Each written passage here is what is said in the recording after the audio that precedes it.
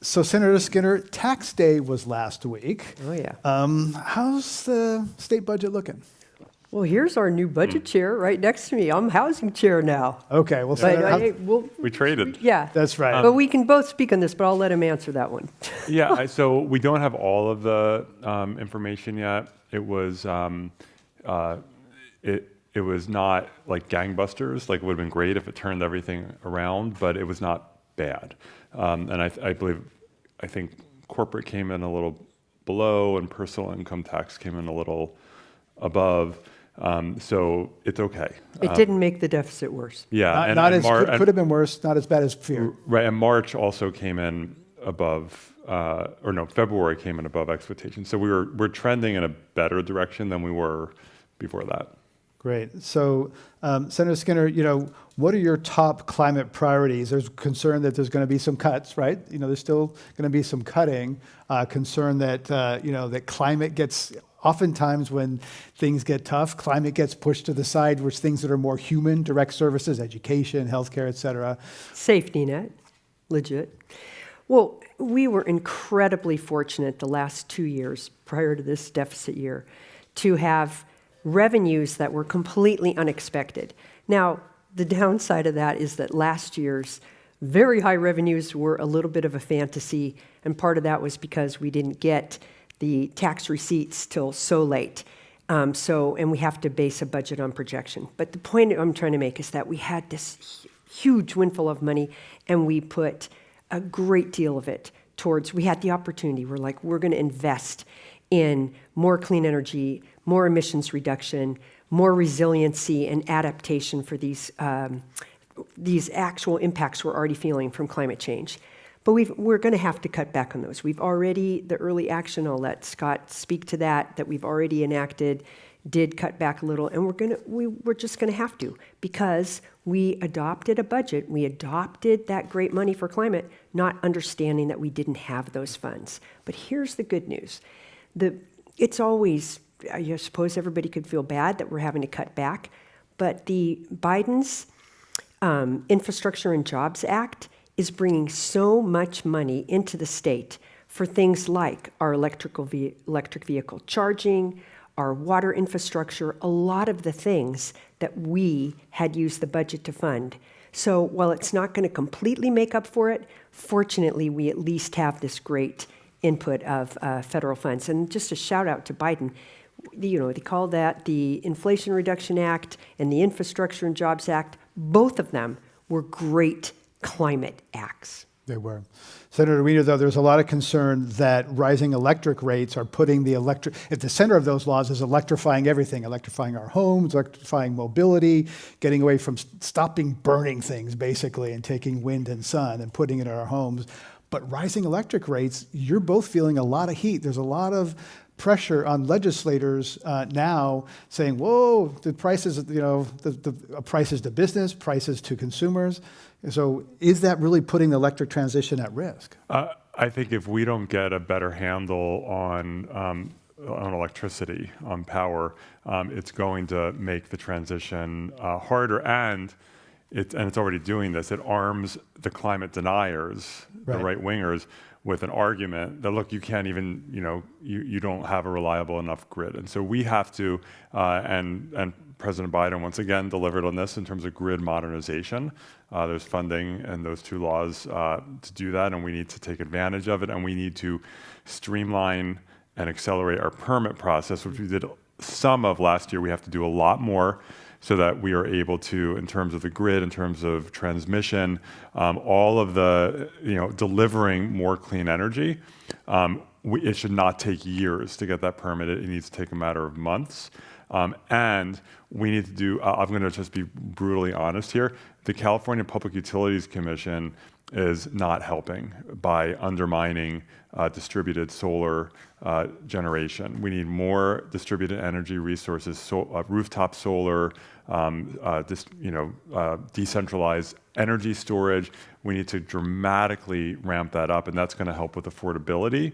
It's going to help with grid reliability, and it's part of the future.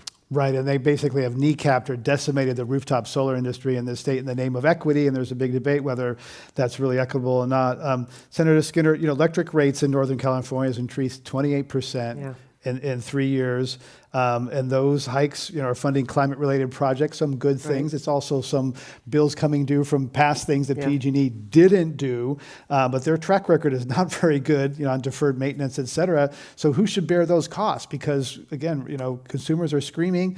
Should the companies, should some of the shareholders pay some of those costs? The PUC has an incredibly hard job, really hard job, But as consumers of electricity with those kind of rates, and we look at the type of revenue above the profits that PG&E is making and what they're paying their executives, it's kind of hard to accept. Like, what are we doing? Why are we paying these people this 17 amount? million, I think it was, yeah. But here's some other aspects of it. The wildfire situation, we all experienced it. We in the Bay Area, we're in the nighttime in the middle of the day because of the smoke. It's so damaging to our health. And so a portion of our rates are now paying PG&E to do the type of wildfire mitigation. Well, hopefully, in the next couple of years, we can reduce that. We don't have to use rates for that because, again, the Biden administration bills are going to bring money, and I've got the dollar amount for wildfire that those bills are going to bring in over a 5-year period. Very significant amount of monies for mitigation, meaning for vegetation management, for all the kinds of things we're now using rates for. But then the other thing I wanted to mention, there's been a lot of press about PG&E's, not just PG&E, but the PUC's decision to do a fixed charge. And the first news that was thrown out there was going to be really high, like $70 a month or something, outrageous.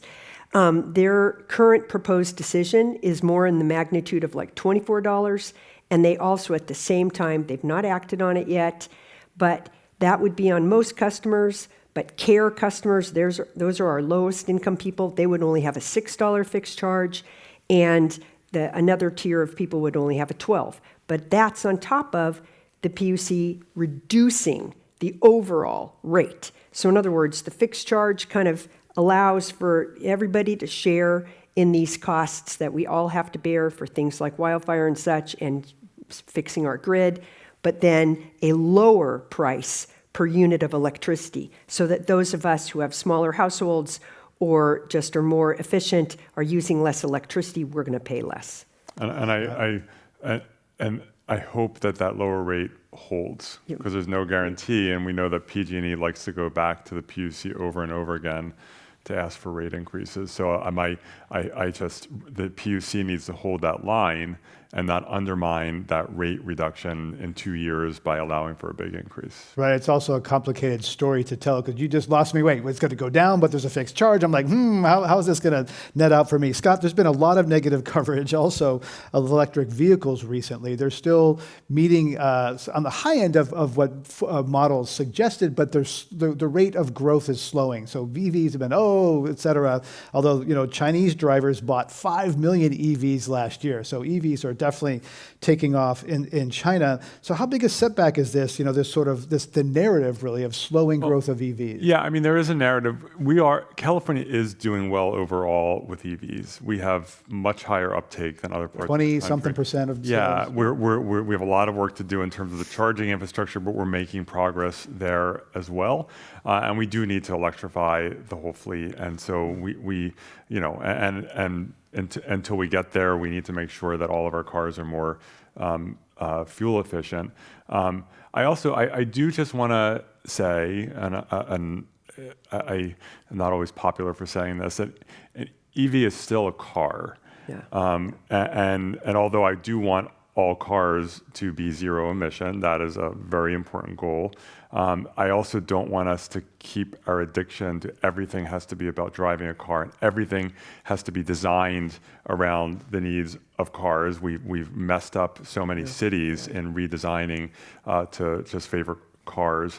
And EVs weigh more than combustion engine cars and don't pay gas tax. So they damage the roads. So we need to move to a vehicle miles traveled fee so that they are, everyone is paying. But we have to invest in our public transportation systems, massively invest. And we dodged a bullet last year. Had we not taken action in the budget last year, thank you, Senator Skinner, for working with us on that as budget chair. And we infused $400 million in the Bay Area public transportation. Had we not done that as an emergency measure, right now, BART would just be slashing service. So Muni would have eliminated 15 bus lines. Yeah. We delayed it till 2026. We have to have long-term stable funding to have more transit, not less. So today I had a rather surreal experience of walking through the Transbay Terminal, which I remember that thing being built, the old, one being torn down. It was a big investment. We got this big, soaring Salesforce Tower headquarters that helped pay for it. It's supposed to be the terminus for high-speed rail, when that ever happens, for electrified cattle train coming into the city. And I walked around and nobody's there. Well, it is eerily empty, and I'm thinking, oh my gosh, this is supposed to be, and I've been to LA Union Station during COVID, Penn Station in New York, bustling transit centers. I'm thinking, oh my gosh, this big, beautiful thing is empty. When's it going to come back? It's going to happen as long as we have the will to make it happen. And I have to say, on high-speed rail, and we can call it high-speed rail, I like to just call it actually having a statewide rail system in the state of California, which we don't have. And Amtrak, no offense, doesn't count because it takes twice as long to take a train from the Bay Area to LA as it does to drive. And so it's absurd and embarrassing that we do not have statewide rail service in California. And we have allowed right-wing obstructionists to win the PR battle of high-speed rail, the train to nowhere. Well, LA and San Francisco and Fresno and San Jose are not nowhere. And we need to just get it done and stop letting them obstruct everything in the Central Valley. It was a mistake to start in the Central Valley. I understand the governor's thinking in doing that, thinking that there will be less pushback in the Central Valley, and there was even more. It should have started in the Bay Area, where we already have the track in place, where people are used to taking the train. But we have to course correct on that and make that happen. Senator Skinner, a few days ago, a private company broke ground on a high-speed rail line called the Bright Line that will run from Southern California to Las Vegas. They aim to be operational in time for the 2028 Olympics in Los Angeles. But our state-run program is struggling and still, $100 billion short of what it needs to finish. Should we plow forward? We should plow forward. I agree with Scott. I've been to Japan, I've been to Spain, I just was in France in the fall, looking at high-speed rail in all of those countries. It's efficient, people use it, it's much lower carbon, it is than air travel. Pleasant experience. Yes, and we'll get there. Scott's point about, a lot of things happened in the planning around the high-speed rail that were somewhat unfortunate. Yes, the Central Valley is growing as a population center, but we really probably should have served where we already had population centers first and where there was infrastructure. But so much of this comes down to land use, and there were so many parties and players who did not want their land utilized for high-speed rail. So that totally got in the way. And then I want to go back to land use and Senator Wiener's point about transit and transportation. Why are we all dependent on our cars? Sure, we can say, I love driving my car. I just want to be in my own car. I don't want to be around everybody else. But we're really dependent on it because of our land use decisions in this state over a good 60-year period, 50, 60-year period. And now it goes back to why is the transit center here in San Francisco empty? Because most of the transit was all designed to take people to certain downtown areas. San Francisco being one, the downtown core, Oakland downtown core another. And we didn't put any people there other than to go to work. And so if you're not in the office every day, if you're not going there every day to the office, then all of a sudden those kind of fixed systems designed only to take you to those places don't work that well. And then meanwhile, Many people, not all of us, Senator Wiener and I happen to live in dense areas with good transit, but otherwise most of us live in areas where to get to work or to get to our kids to school or to do our whatever services we need, we have to drive. We're far away. Our housing is not dense enough. So all of this housing, land use, transportation conundrum is a huge contributor to our climate crisis, and it is very much why we're facing many of the challenges that we're facing today. Right, and that's, changing BART lines and changing those lines is not something that's going to happen quickly. I mean, some cities, New York, you can kind of go, even there, it's hard to go from Brooklyn to Queens, right? Everything goes into Manhattan, right? So Senator Wiener, this gets to your housing work, to having transit-oriented development, and there are a lot of parking lots near transit that have been turned into housing. You want to do more. Is that happening fast enough?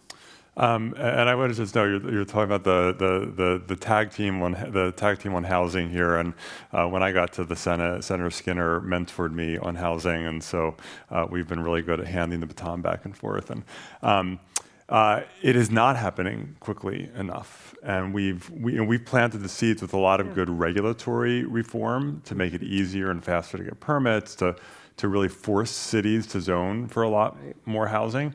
But we have to, there's still and more is starting to happen, there are still challenges. Impact fees are still so variable. So in San Francisco, the fees that are charged for development, in San Francisco, it's almost $200,000 per housing unit.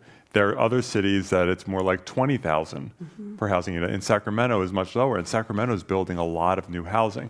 And so we continue in some cities like San Francisco to make strides and improvements, but there is still work to do. Of course, interest rates are also very high. We can't control that. The cost of construction is still, the materials are not as high as they were, but they're still quite high. I think there's a proposal to tax ride-hailing companies to fund transit. Is that something you support? I have not seen the details of it. Last time, there was one that was crafted in a very collaborative way, and I did support that. I have not seen the details of this one. We are working on a measure in the legislature to authorize the Bay Area to go out for hopefully a 2026 ballot measure to stabilize our public transportation systems, to force modernization and force much deeper integration among the systems, among the 27 systems, and then also to make some capital investments. So that's what I'm focused on. Senator Skinner, the state and national policies are under attack. A lot of pushback against climate and energy policies. Governor Inslee is facing, Washington's measure is facing a ballot measure there to change what some Washington did with the support of BP, by the way. That's under attack. Canadian Prime Minister Trudeau's re-election bid is facing headwinds because of a nationwide carbon tax. New York Governor Kathy Hochul is considering watering down that state's price on carbon pollution. How do you see the national picture? Because California is often seen as leading on this, and then there seems to be some real headwinds these days. Well, inflation is affecting that. I think inflation is a concern beyond just the U.S. And of course, don't minimize the role of the fossil fuel companies in blaming climate policies on their outrageous gas prices. Don't even get me started. But let's look at California again. We are the 5th largest economy in the world. Yes, prices are higher. There is a cost of living here that is higher than a lot of other places, but that was real even before we started aggressively acting on protecting the climate. And most of our climate protection actions clean the air. And this is an interesting corollary. Many actions that we take to reduce air pollution emissions have no impact on, or little impact on, reducing the emissions that cause global warming.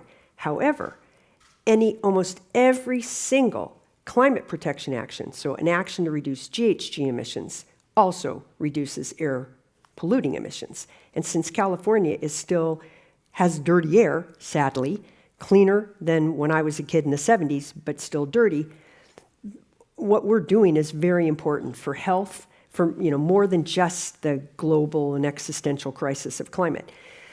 Now, Our polls show that Californians are still very much in support of action on the climate crisis. If we had a direct measure, it's one of these where they acknowledge, they know it's real, there's no denying of the science, but when people are feeling pinched in their pocketbook, that always That's where it breaks down. Well, right? yeah, I'm for it, Yeah. but what's it going to cost Yeah. me, right? Yes. And so far, Californians have, we've been in alignment, and I hope that we can stay there, and we're trying to do our best. I mean, this is why we care a lot about electricity rates. We don't want them to get much higher or higher at all. But as we know that as we electrify, we get all the vehicles on electricity, that means you're going to have to generate more electricity and have more transmission and such. So these are challenges that we're going to have to navigate very carefully. But I hope that we're good enough communicators and that the California voters appreciate, as they always have, the value of protecting the environment. Senator Wiener, how much do you think about what happens in other states? Because certainly the business voices would say, if California raises energy prices, it's already a high, tough state we've seen to do business in. We've seen companies moving to Texas. How much do you think about the other state actions? I mean, of course, we always want to make California a good place to do business, and we've heard for decades that if you protect workers, if you protect the environment, if you do any of these things, everyone's going to leave, and it's actually not true. And I'm not saying no one ever leaves. I mean, but if you look at who's actually leaving, it's lower income and working class people, because we don't build enough housing and they can't afford to live here and raise a family. We know that California continues to attract companies here, companies that move here, companies that start here, companies that grow here. And even when Elon Musk did his fake move to Texas, he really kept his operations here. When HP that did their move to Texas and still kept their operations here. So you can have a progressive government that has progressive taxation and protects workers and the environment and still thrive. And in fact, that sometimes can help you thrive. One idea that I've heard floated is that so basically look at Musk and Bezos. They both built their companies in high-cost states, took advantage of the public university system that delivered a skilled workforce, took a ecosystem of innovation. So you build up Amazon, build up Tesla, and then when it comes time to sell your stock, you move to a low income tax state, Florida in the case of Bezos, Texas in the case of Musk. And is there any possible way that to somehow, like if you build 70% of that wealth when you're living in that state, can California or Washington get some of that wealth because the wealth was created when they lived in that state? Well, and Tesla hugely benefited from California subsidies, hugely. Right. But Senator Wiener's points, they still have most of their operations in our state. And back to when I referenced our high cost of living, much of that high cost of living, and I thank Senator Wiener for, I didn't make the point clear enough, it's our lack of housing. And that we have to own that, all of us. We're the enemy. We did not, for 40, 50 years, build enough housing. And that's really at the core of this high cost of living. We're trying to correct that. Folks like Senator Wiener and I, and we have other good colleagues additionally, we're trying to correct that. And we have some good news stories. ADUs, the smaller units that you can put, you can convert a garage, you can convert a basement, you can put in your backyard. We just hit 100,000. 100,000 have been built since California started to make it easier and remove a lot of the barriers to producing those. So that's a success story.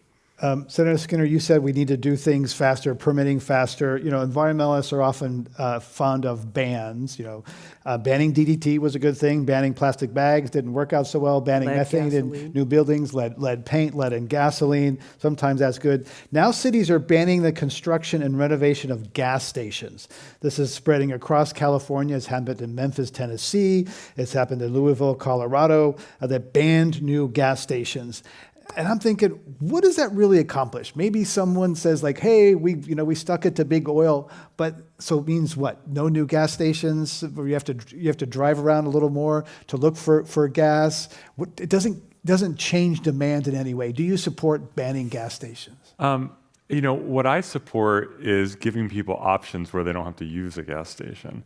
And I think sometimes when it comes to cars and driving, we want a mode shift, but to have that mode shift, you have to give people options. Mode shift meaning taking a Yeah, scooter sorry, or I'm a using bus. Or, technical talk. Getting people, instead of always driving, to find other ways to get around. It doesn't mean no driving, but it might just mean driving less. And that people need options, and we need to make sure that there's charging infrastructure so people don't need to use a gas station because they now feel comfortable having an electric vehicle. I mean, listen, it does not make sense to have. When I moved into the Castro in 1997, there were like 5 gas stations along Market Street in the Castro in like a 5-block range. That was absurd. It's terrible land use.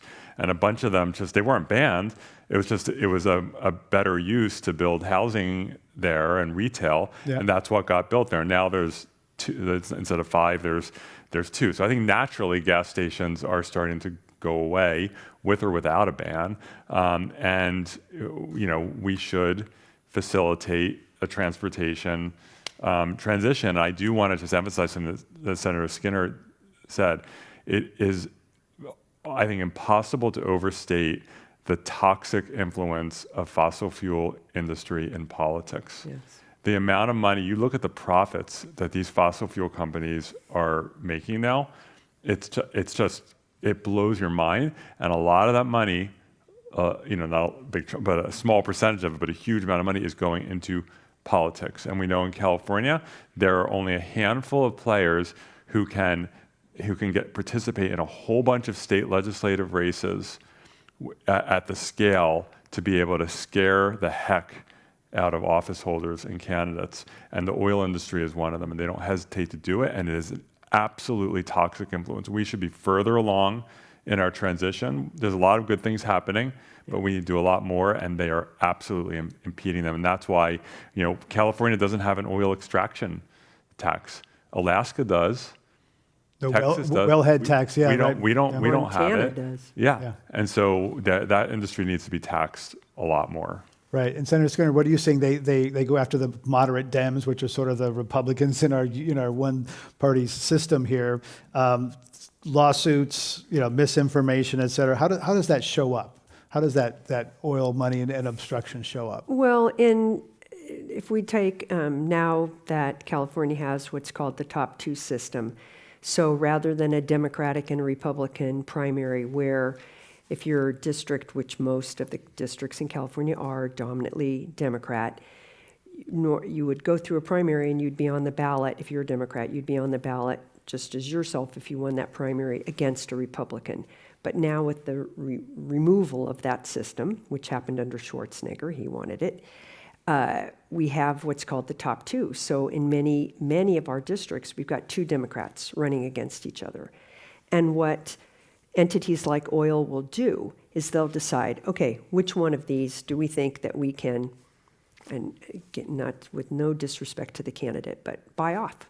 And so which one are we going to put a lot of money in, a lot of money to prop this person up, and a lot of money in what they call independent expenditures to get rid of that other one. And they put huge amounts of money, but they call the committee something like, Committee for Clean Air, or Committee for Safe Community. But that's our American system. We have a kind of legalized bribery system of government, right? So anyway, that's what happens, and that's what they do. And they can spend huge amounts of money, and there's not limits on the independent expenditure side. Right.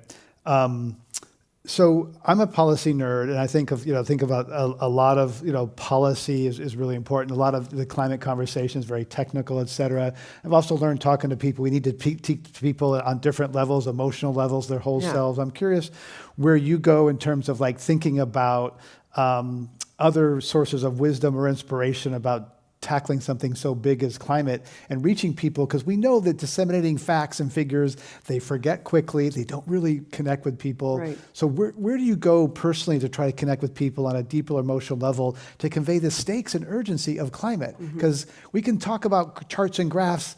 Yeah. They're important, but they don't really fire people up. Well, my experience is I have not encountered that many people here in California that don't feel the urgency. It's more they feel overwhelmed.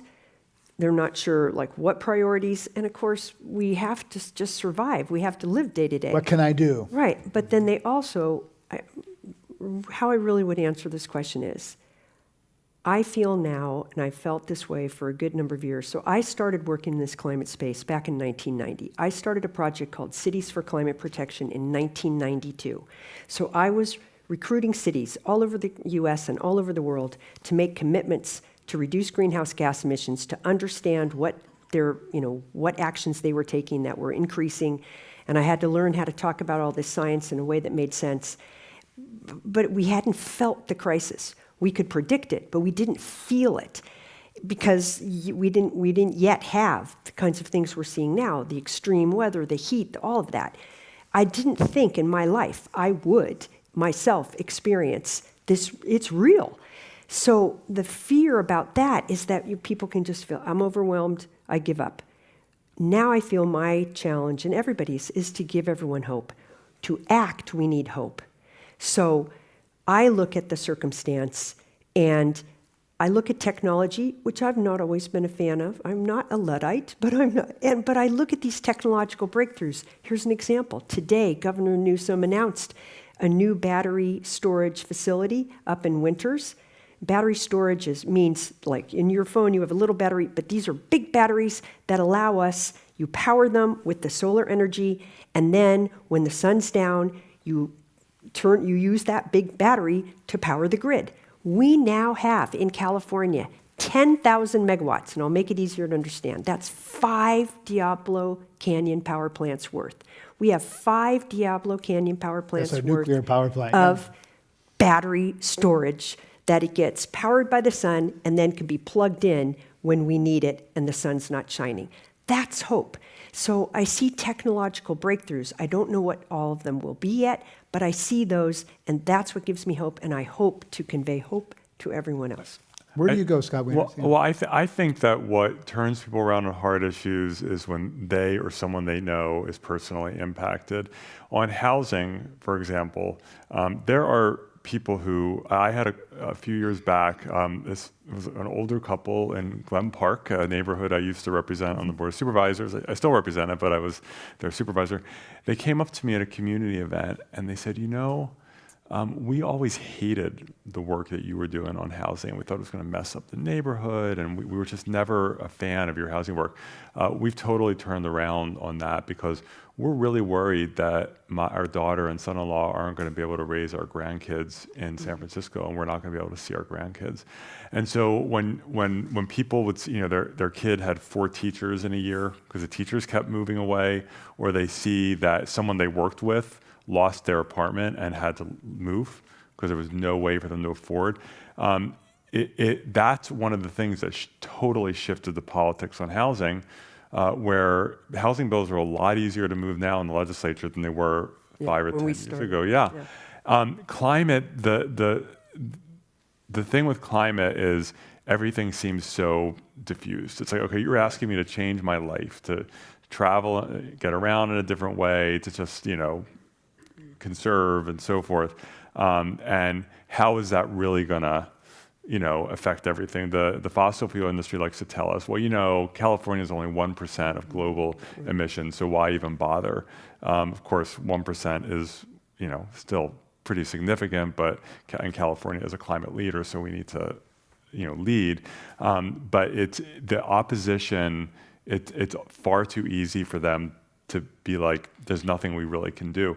Yes, it helps in a very toxic way when people see, all the wildfires, or when they find out that the Embarcadero is going to have to be closed down and the ferry building for a bunch of years because they have to lift it up by 5 to 7 feet. Otherwise, it's going to be completely inundated in the next 30, 40, 50 years, right? And people are like, wait, the ferry building is going to be closed for like that? That was a real jarring situation. So when people start seeing, oh, wait, this is what it means when we're not responsible in this, that can help, but it takes that personal impact.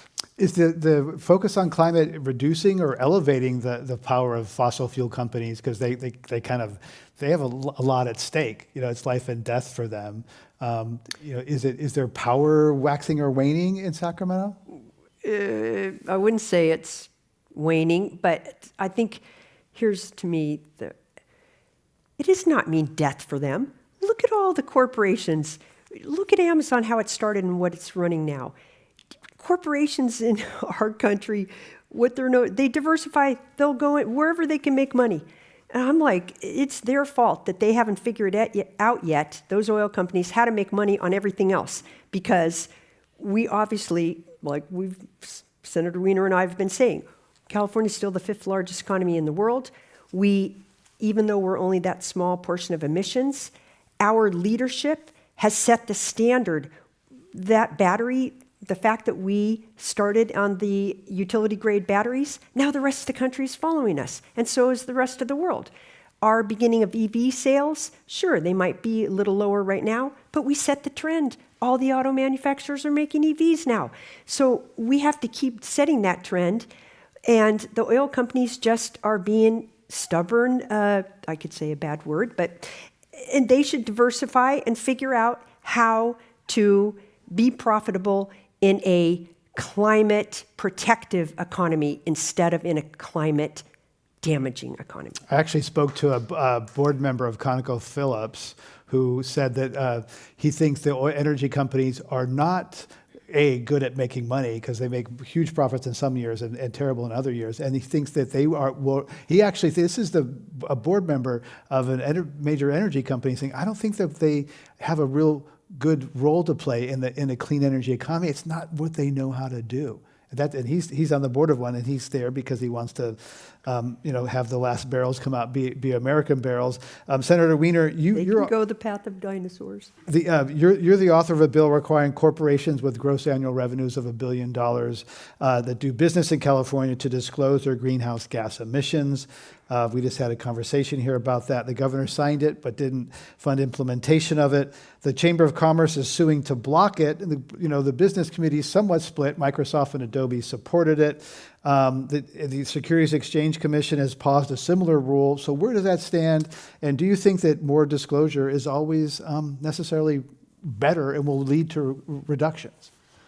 Well, more disclosure here is absolutely better. And I think that when you look at these disclosures, and I know you just had a whole conversation about, it's actually not that hard to do. And that's why a lot of companies are already doing it. And there are established protocols, there's established software, there are consultancies you can hire. It's not that hard. And so when we were going through our 3-year battle with the Chamber of Commerce and the oil industry and the bankers, and sometimes I'd be like, why are they fighting this so hard? It's not that hard to do. It's not that expensive.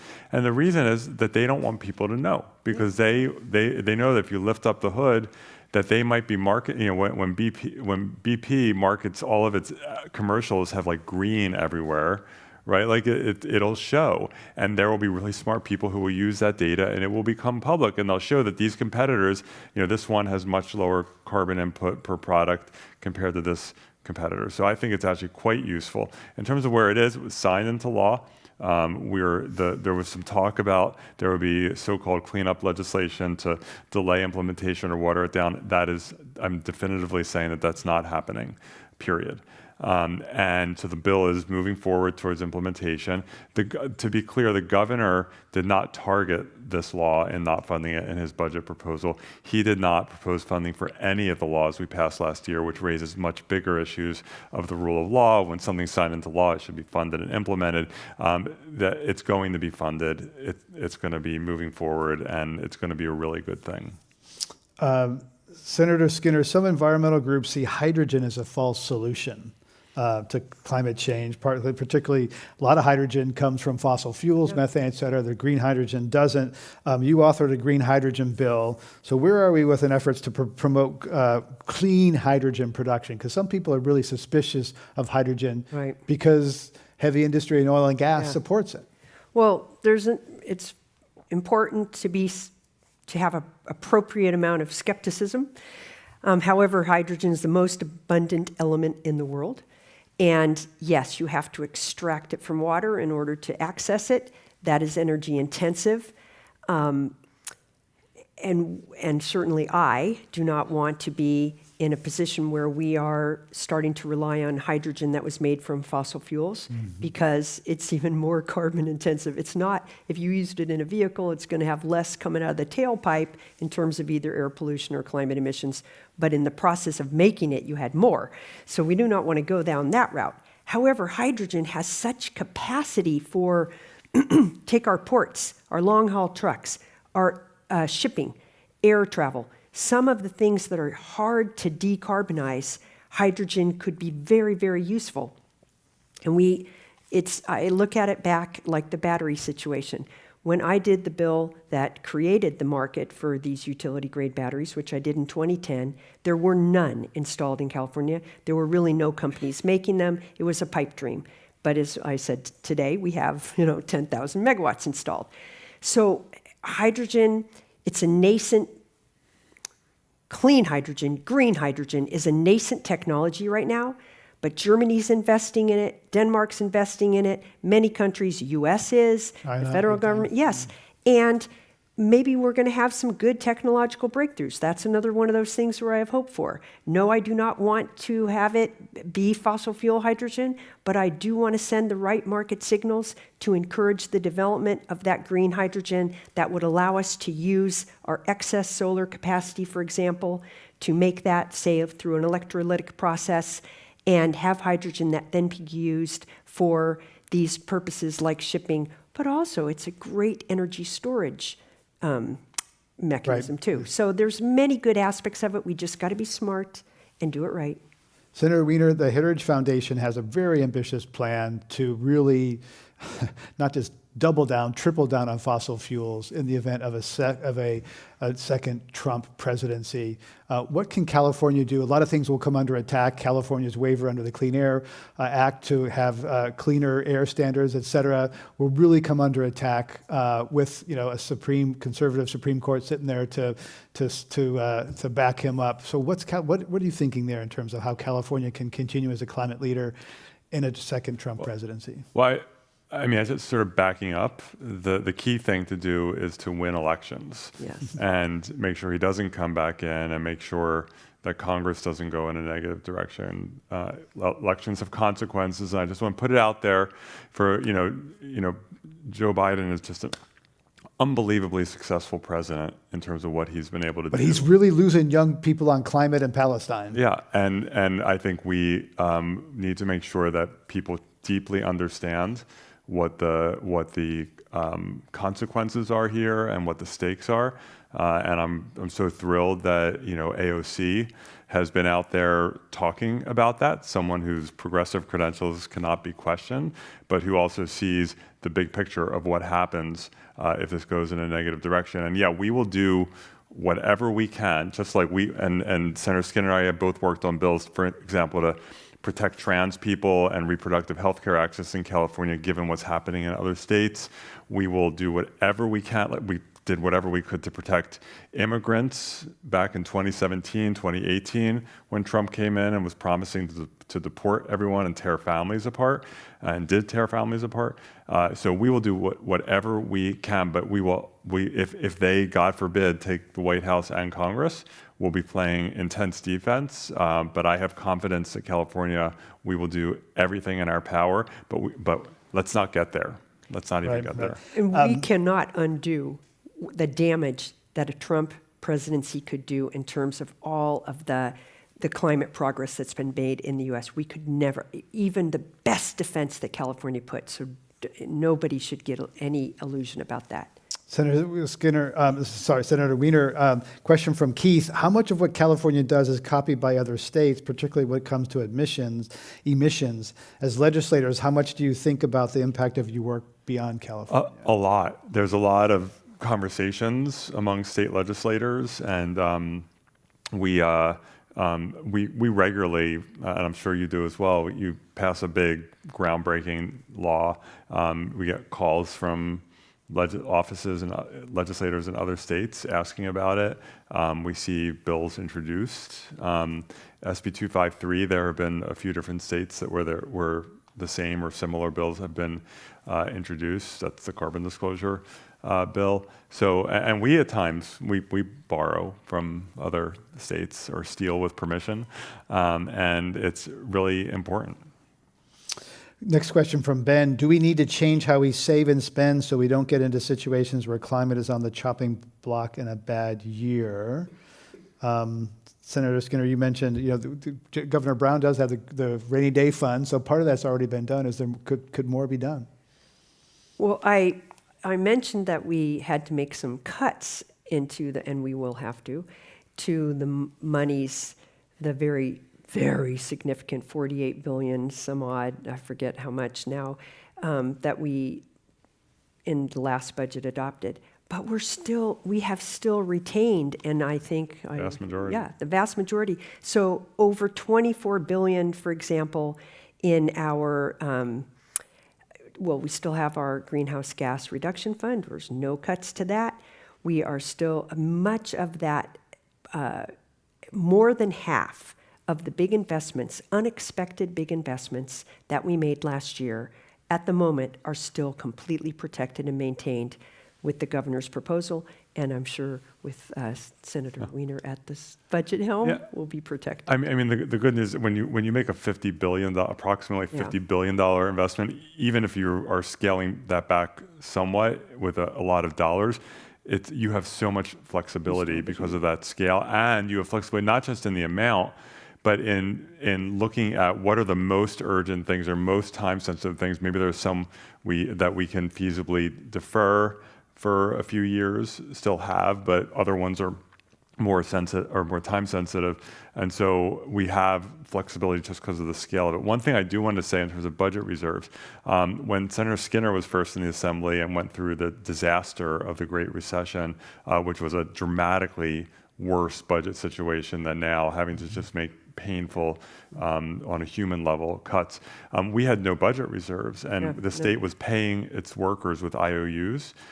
Today, we have over $30 billion in various budget reserves because of the leadership of Governor Brown, Governor Newsom, the legislature. And we actually, because of some of the anti-tax stuff that happened in the late 70s, early 80s, we have the anti-tax right-wingers actually made it harder for us to accumulate budget reserves, and so we need to change the Constitution so that when we have a gangbusters surplus year, we should be saving more of that money into reserves. Right now, there are limits to what we can save in reserves, which is ridiculous. Right. I remember talking with Schwarzenegger when he was trying to raid the lottery funds during those were bad days.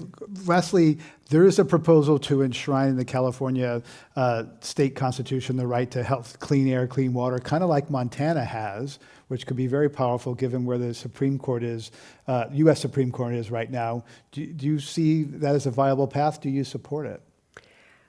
There's a lot of propositions, both still collecting signatures and potentially going to go on the ballot, and I haven't reviewed all of them. This, I think, is a bill that would have to go. It's an assembly.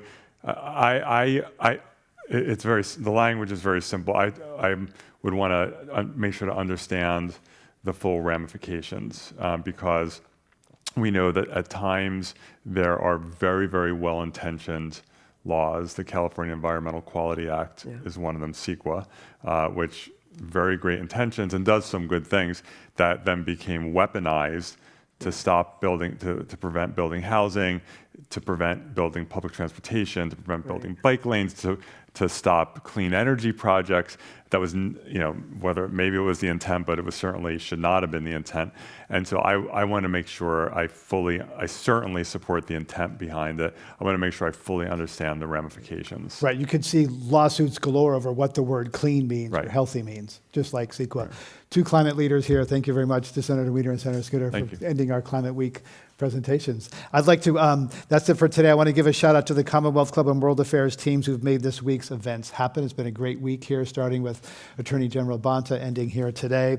So I'd like to thank Adam, Mark, Dan, other Dan, Angie, John, Alex, Sean, Angel, Brenda, Billy, Joanne, Kyra, Chris, Jenny, Brad, Ben, Wency, and especially Megan, who really round. Let's give them all a round of applause for making this all happen. You can find these on our YouTube channel and the Climate One podcast. And thanks for being here as part of our SF Climate Week. And thank you to these two climate leaders. All right, Thank you. Thank you very much.